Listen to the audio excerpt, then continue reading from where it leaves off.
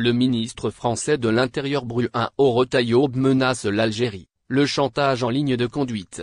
Le ministre français de l'Intérieur s'est de nouveau exprimé mercredi à la télévision sur l'affaire Boualem Sansal.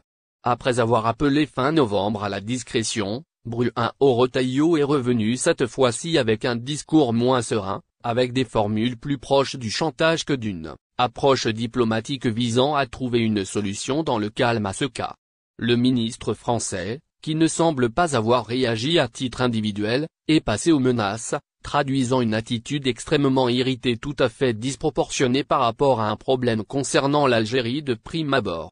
Franco-algérien depuis quelques années, Boualem Sansal est poursuivi pour atteinte à la sûreté de l'État et à l'intégrité territoriale de l'Algérie, et cela suite à des propos tenus en octobre à travers lesquels il avait prétendu dans un style purement provocateur que le colonialisme français avait amputé une partie du territoire marocain au profit de l'Algérie.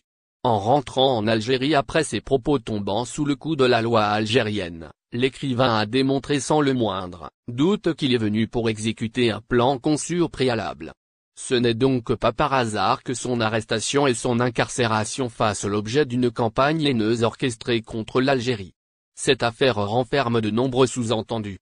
Les Français, classe politique et médias, le savent, mais refusent de l'admettre à l'instar de leur ministre de l'Intérieur, qui vient de brandir la menace de déployer un certain nombre de réponses au cas où l'écrivain n'est pas libéré. Interrogé s'il faut continuer à accepter les visas et si les échanges doivent perdurer comme si de rien n'était alors que Boualem Sansal est emprisonné en Algérie, Bruno Retailleau a répondu en ces termes très équivoques: « Vous me posez la question, vous savez à qui vous la posez et vous en connaissez sans doute la réponse. Je suis partisan d'une politique de fermeté. Quelques jours avant qu'il ne soit enlevé, je correspondais par SMS avec Boualem Sansal pour convenir d'une date d'un déjeuner ou d'un dîner. Donc c'est quelque chose qui me touche, a-t-il reconnu, avant d'estimer que la France va faire le maximum. Seulement dans ces cas-là, c'est la discrétion qui est la plus efficace. » Cela ne l'a pas empêché de brandir la menace de suspension des visas, rappelant qu'il soutient une politique de fermeté et de réciprocité, dans la majorité des cas, avec l'ensemble des pays.